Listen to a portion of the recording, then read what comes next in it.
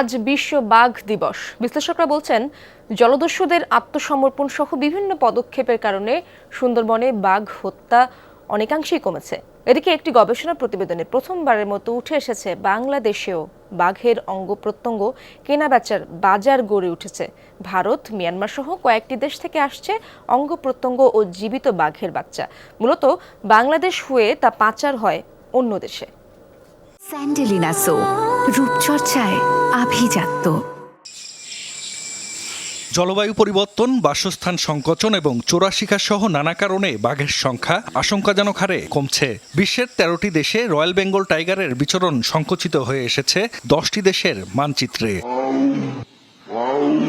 2011 থেকে 2016 সাল পর্যন্ত বাংলাদেশে সুন্দরবনে বাঘের চোরাচালান ছিল নিত্য নৈমিত্তিক ব্যাপার। বিশ্লেষকরা বলছেন, জলদস্যু দমন, স্মার্ট পেট্রোল বাস্তবায়ন প্রভৃতি কারণে সম্প্রতি বাঘ হত্যা অনেকাংশে কমেছে। সুন্দরবনে ডাকাতি করাকালীন অবস্থায় বাঘ সামনে যখন চলে আসতো ইনকেস তো বন্দুক রাইফেল ও তো কোনো কিছুই মানে না। তখন মনে করেন যে নিজের প্রাণের তাগিদে, বাঁচার তাগিদে মনে করেন যে বাঘ অনেক সময় মেরে দিতে হয়। তবে এবার এক গবেষণায় উঠে এলো বাঘ চোরাচালানে বাংলাদেশ কিভাবে হটস্পট হয়ে উঠেছে। ওয়াইল্ড লাইফ জাস্টিস কমিশন কর্তৃক প্রকাশিত রিপোর্ট এবং চাইনিজ একাডেমি অফ সায়েন্সের গবেষণায় দেখা যায়, ভারত, মিয়ানমার, থাইল্যান্ড ও মালয়েশিয়া থেকে বাংলাদেশে বাঘের অঙ্গপ্রত্যঙ্গ এবং জীবিত বাঘের বাচ্চা আসছে, যা পরবর্তীতে বাংলাদেশে কেনাবেচা হচ্ছে অথবা বাংলাদেশ হয়ে বিশ্বের অন্য দেশে পাচার হচ্ছে। 2016 থেকে 2021 সাল পর্যন্ত চালানো গবেষণাটি প্রকাশিত হয় 2023 সালের মাঝামাঝি। বাংলাদেশে বাঘের অঙ্গপ্রত্যঙ্গের বাজার গড়ে ওঠার বিষয়টি এই প্রথম উঠে এসেছে কোনো গবেষণায়।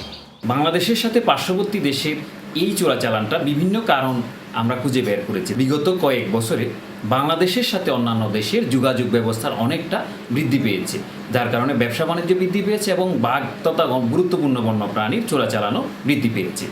একই সাথে বাংলাদেশের লোকজনের ক্রয় ক্ষমতাও কিন্তু দৈনন্দিন বৃদ্ধি পাচ্ছে, যাও গুরুত্বপূর্ণ বন্য প্রাণী রাখতে তাদেরকে উদ্বুদ্ধ করছে। পাচারের জন্য জনপ্রিয় রুট নৌপথ। মোংলা বন্দর কর্তৃপক্ষ বলছে, তাদের ফাঁকি দেওয়ার সুযোগ নেই। বাঘের বিভিন্ন অঙ্গ প্রত্যঙ্গ, বিভিন্ন হাড় যাই বা এটা পাচার হচ্ছে বা বাণিজ্যে হচ্ছে, সেটা অবৈধ পথে হচ্ছে, সেটা আমাদের বন্দর ব্যবহার করার মাধ্যমে সম্পাদিত হয়েছে এরকম কোনো নজির, কোনো ডাটা, কোনো পরিসংখ্যান আমাদের কাছে নেই। আগামী 2 সপ্তাহের মধ্যে বাঘ গণনার ফলাফল ঘোষণার কথা জানিয়েছে বন বিভাগ। গত 4-5 বছর আমরা আমাদের সুন্দরবন সংরক্ষিত রাখতে পেরেছি। সুন্দরবন বাঘ সংরক্ষণ প্রকল্প যেটা চালু আছে, সেটার উপর থেকেও আমরা এই ভিলেজ টাইগার রেসপন্স টিম এবং স্থানীয় জনগণকে সাথে নিয়ে বাঘ সংরক্ষণের কাজ করে যাচ্ছি। জাহিদ হাসান, যমুনা নিউজ।